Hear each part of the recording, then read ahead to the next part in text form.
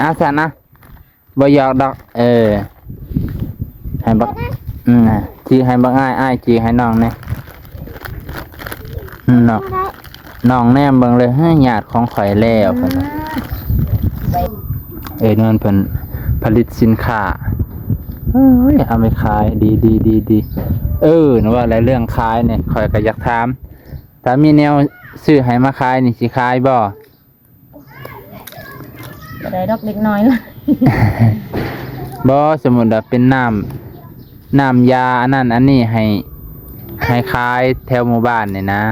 ใช่สมมุติว่าเป็นน้ำยาล้างถ้วยบ่ข่อยสิผสมให้ดอกข่อยอาสาผสมให้เจ้ายันเจ้าค่าลูกน้อยผสมไปผสมมานางก้อยผัดไปล้างมือผัดอมซะคนสะอาดได้นี่อยากอาบน้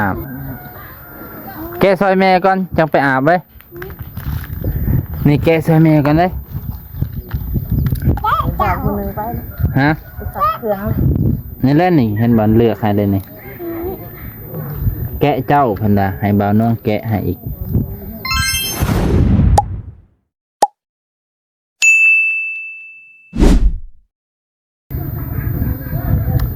สบายดีเด้อพ่อแม่ลุงป้าเบิร์ดสุขุสุขคนที่เคารพเช่นเก่าเช่นเคยพ่อแม่พี่น้อง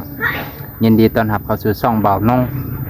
มื้อนี้บ่าวนงพาพ่อแม่พี่น้องมาชมบ้านของนวลหลังจากบ่ได้มาหลายมื้อพ่อแม่พี่น้องว่าเพิ่นกำลังเฮ็ดหยังอยู่ช่วงนี้เนาะอากาศช่วงนี้กลางเว้นร้อนกลางคืนเย็นพ่อแม่พี่น้องกลางคืนหนาวกลางเว้นเนี่ยร้อนแห้งพ่อแม่พี่น้องร้อนจนแบบว่าเกือบ30องศาว่าซั่นเถาะร้อนแห้งพี่น้องอากาศมันเนาะเป็นจังได๋ก็ไปรับชมนำกันเด้อพี่น้องรบกวนกดติดตามกดไลค์กดแชร์แล้วก็คอมเมนต์เป็นกำลังใจให้บ่าวนงพี่น้องเนาะหลังจากนี้ก็สิไปเบิ่งนวลเพิ่นกำลังเฮ็ดหยังอยู่พี่น้องหลังจากมื้อก่อนก็ได้มาถ่ายเฮือนลุงดอนพี่น้องสภาพก็ยังคือเก่าอยู่พี่น้องแต่ลุงดอนเพิ่นบ่อยู่แต่นวลพี่น้องไปเบิ่งนำกันจะได้ก็ฝากเป็นกำลังใจในเด้อพี่น้องป้าตัวนี่แหละเฮือนลุงดอนพี่น้องก็ยังอยู่เหมือนเดิมเพิ่นก็ยังอยู่คือเก่านั่นแหละพี่น้องหลังจากที่ยกขึ้นแล้วเพิ่นก็ยังบ่ทันใส่ดังเสาดังอยู่เอาไม้ตัวนี้หักแล้วพี่น้องหักเลยเนาะโอ้ไม้ดอกพี่น้องไม้แห้งไม้มันแห้งโอ้โหหักซ้ำบ่มีไม้คู่ตัวนี้แล้วบัดต่อว่าจะได้เฮือนใหม่เนาะพี่น้องก็ลำบากลำบนทนเอาก่อนตัวพี่น้องไปเบิ่งบรรยากาศเพิ่นกำลังเฮ็ดอิหยังอยู่เดี๋ยวบ่าวน้องซื้อขนมมาฝากเพิ่นบ่ได้มาหลายมื้อเอาขนมมาฝากขนมทิวลี่พี่น้องขนมทิวลี่ราคา2 บาทอยู่ไทยดอกว่าคันอยู่พี่ก็บ่ฮู้ว่าจักบาทไปพี่น้องมันเก่าแต่ทางนอกแต่ว่าทางในมันก็งามอยู่บ่ได้มาหลายมื้อบ่น้องก็คาเวียกเมื่อวานนี่ก็ขึ้นบ้านใหม่พี่ชายนะก็ถือว่าผ่านไปด้วยดีว้าตัวกินว่าขนมนี่อ้อยนอนนี่ได้บัดนี้เขินพอได้อยากมาผีเด้อพอได้บ่มาผีบ่ให้เด้อเนาะอันทำหน่อยเนาะครั้งนี้เลยบ่สบายดีมั้งสบายดีไปดีเอาบ่ตุก่อนตุก่อนขอบคุณค่ะอาสันนะบ่หยอกดอกให้บักจีให้บักอ้ายจีให้น้องเนี่ย น้องน้องแนมเบิ่งเลยญาติของข่อยแล้วเพิ่นน่ะ ไปแน่เนาะ เฮ็ดอิหยังคุมื้อนี่ คอยนะ เออ หาประมาณแต่คนส่วน เออเดี๋ยวปันให้น้องเด้ออ้าวบ่บีให้น้องบ่อ้อยบ่เอาบ่อ้อย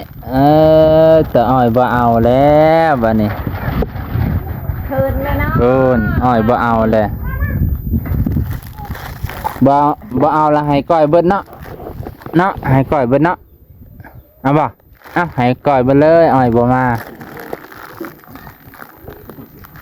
ก้อยแบบโอเคนี่ก้อยฮุบไปเลยได้นี่ได้ เอาไว้เด้อ เตอใช้มะขามจ้ะน่ะแกะมะขามไปขายบ่ โดย เอามะขามต้นใดคือว่าบ่มีต้นนี้บ่ พูดบอกอะไร อืม อยู่หนา อยู่หน้ากระเจ้าโหเขาขายแบบใดอันนี้ ขายเป็นโล มีผู้รับซื้อบ่ ในบ้าน ในบ้านนี่เนาะเขาก็สิไปเฮ็ดแนวอันนั้นเด้เนาะ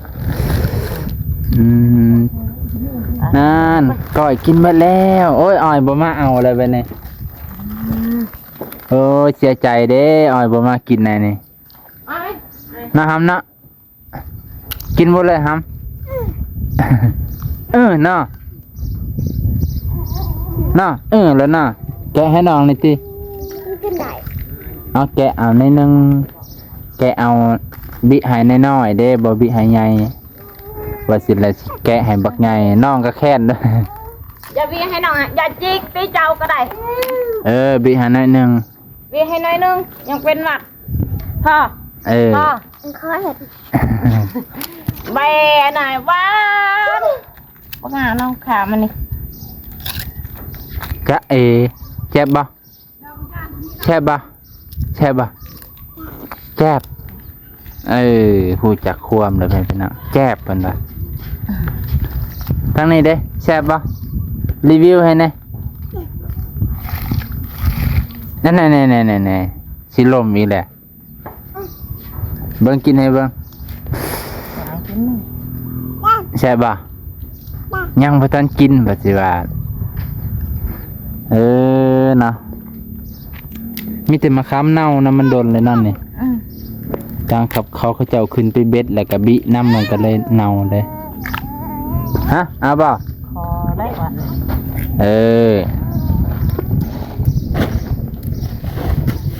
ขักอยู่เขาขายโลละเท่าใดกะ2บ่ป้า7,000บ่เต็มคุอันเนี้ยได้จักโลเนาะ จักเล็กเต็มกุอันนี้ หลายอยู่เด้อ ปลาจะบ่อยู่เอาได้ปลาจันทร์มาได้สื่อ ลูกชายยังไปอยู่สวนเนาะนอนพุ่นกินพุ่นอยากไปเห็นเด้คือดุแท้2ไอ้น้องนะ3เนาะ2เนาะพุ่นนี้อยู่บ้านกับอีลอยแซ่บบ่แซ่บหรือบ่แซ่บ ให้มันมากก่อน บอกในตี้ คอยสิขาออกแล้วอันนี้ก็ยังน้อยๆสอนนี้ยังทันใหญ่ ประมาณอีกอาทิตย์กว่าก็ แม่จะกี้มัน นั่นเพิ่นผลิตสินค้าเอาไปขายดีนึกว่าอะไรเรื่องขายเนี่ยข่อยก็อยากถามถ้ามีแนวซื้อให้มาขายนี่สิขายบ่ ก็ได้ดอกเล็กน้อยเลย บ่สมมุติว่าเป็นน้ำยาอันนั้นอันนี้ให้ขายแถวหมู่บ้านนี่นะ ใช่ สมมุติว่าเป็นน้ำยาล้างถ้วยบ่ข่อยสิผสมให้ดอกข่อยอาสาผสมให้เจ้ายันเจ้าค่าลูกน้อยผสมไปผสมมานางก้อยผัดไปล้างมือผัดอมซะ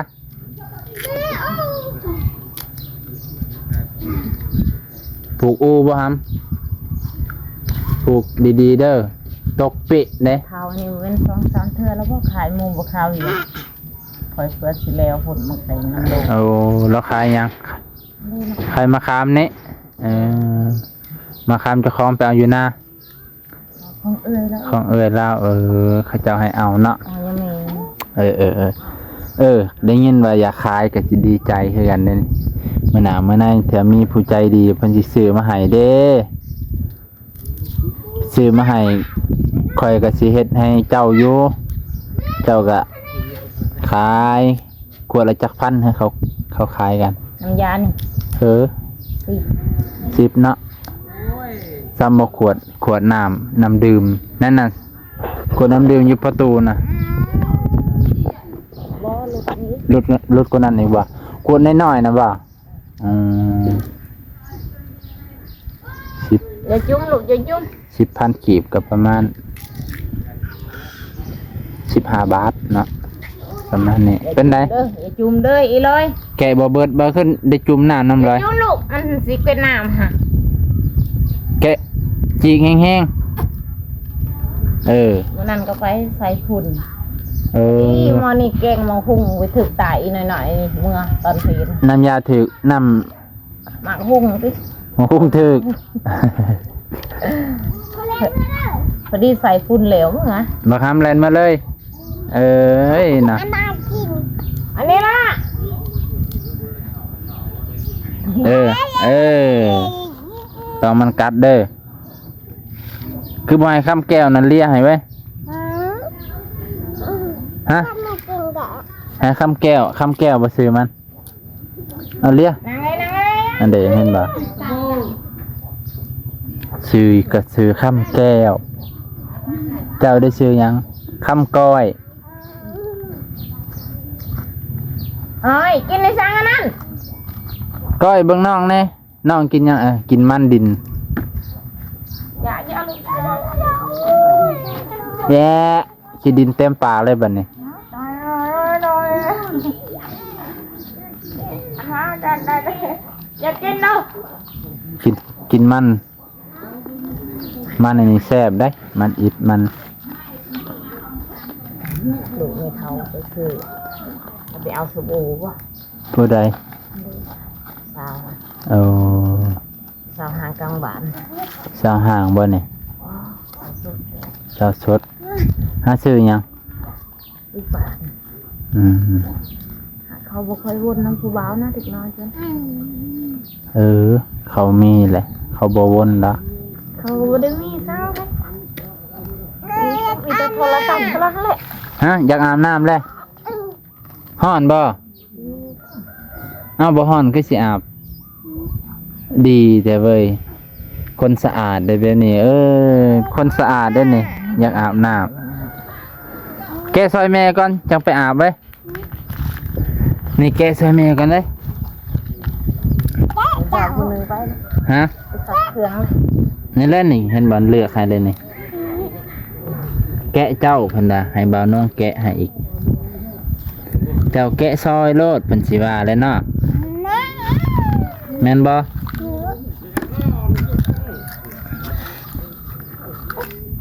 ของเจ้านี่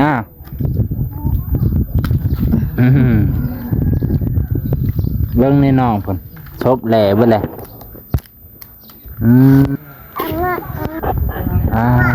ล้างปากไว้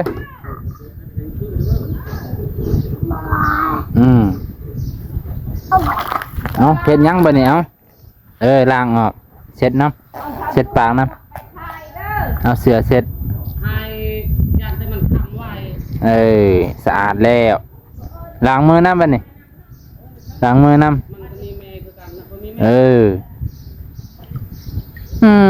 สะอาดแล้วบ่นี่สวยขึ้นแล้วไปอาบน้ำบ่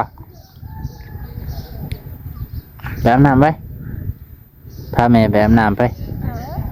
จังไหนค่ำๆมันหนาวมันอาบบ่ได้กลางคืนหนาวอยู่บ่กลางคืนน่ะอายคือว่าหนาวน้องคือว่าบ่หนาวคอยขึ้นหนาวสิหนาวบ่หนาวแห้งเนาะหนาวเฮ็ดจังได๋หนาวตุ้มห่มบ่หนาวคือกันเนาะ สิอาบน้ำแล้วบ่นี่คือเฮ็ดเปื้อนเลยปลุกไปชวนแม่ไว้ชวนแม่ไปอาบน้ำบ่ไปสิสูบน้ำให้เอาบัดนี้แม่ได้อายได้สิสูบน้ำอายก็สิอาบน้ำบ่บ่อาบอายแบบบ่อาบเพิ่นดาตะวินหัวเลยลุกขึ้นมา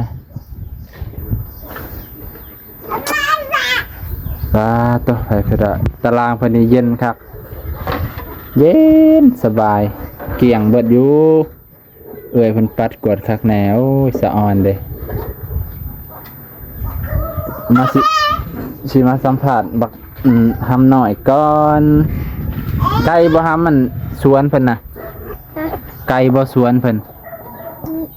บ่ไก่ปานใดเจ้าย่างไปฮอดแต่ละมื้อ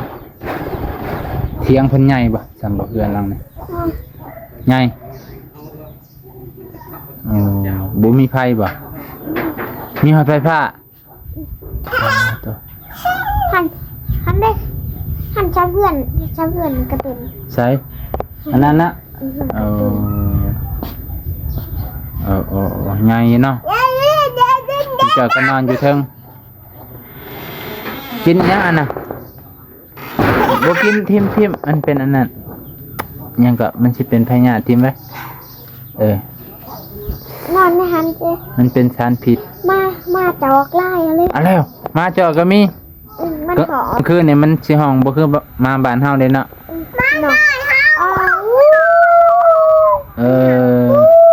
ไก่ที่มันอยู่ในถับมันมีถ้ำอยู่แถวน่ะว้าวทำน้ำบกแหลมันก็ไปอยู่แถวห้วยนี่น่ะอยากไปเบิ่งเลย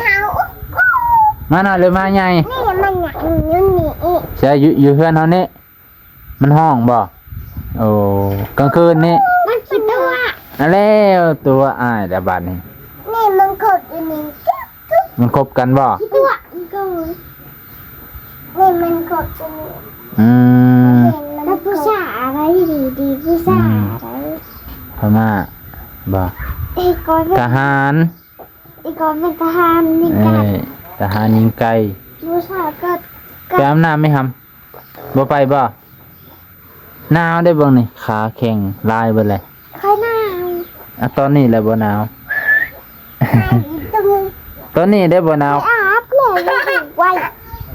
ไปอาบอยู่สวนแล้วห้วยอยู่ห้วยพี่โก้นี่ก็คนมินเด้มินคนบ่อาบน้ำเนาะบอกให้อาบไม่ไหวจังหวะเนี่ยมันสบายเนาะชิว่าอาบอยู่เฮือนเราอาบอยู่เฮือนสะอาดอาบแล้วอาบไปเลยอาบแล้วบึ้งชิว่าอาบอยู่เฮือนลูกตัวไข่เป็นหนาโอเคพอพี่น้องตอนนี้ก็มาเฮือนนวลเนาะตอนค่ำๆนี่แหละประมาณบ่าย2บ่าย3ตอนนี้ก็สิได้จบเพียงเท่านี้ก่อนพี่น้องเป็นพาลูกๆไปอาบน้ำเพราะว่าช่วงนี้อากาศกลางคืนหนาวตี 1ตี 2ฮอดตี 4นี่โอ้ยเย็นแห้งพี่น้องเพิ่นก็เลยพาลูกๆไปอาบน้ำช่วงบ่ายๆพี่น้องเพราะช่วงบ่ายๆใครแน่มันบ่หนาวแห้งอากาศจะร้อนแน่พี่น้องวันนี้ก็ขอบใจขอบพระคุณหลายๆเด้อพี่น้องที่รับชมตั้งแต่ต้นจนจบก็มาเยี่ยมยามนวลคือเก่านั่นแหละพี่น้องโดนๆมาเทื่อนะพี่น้อง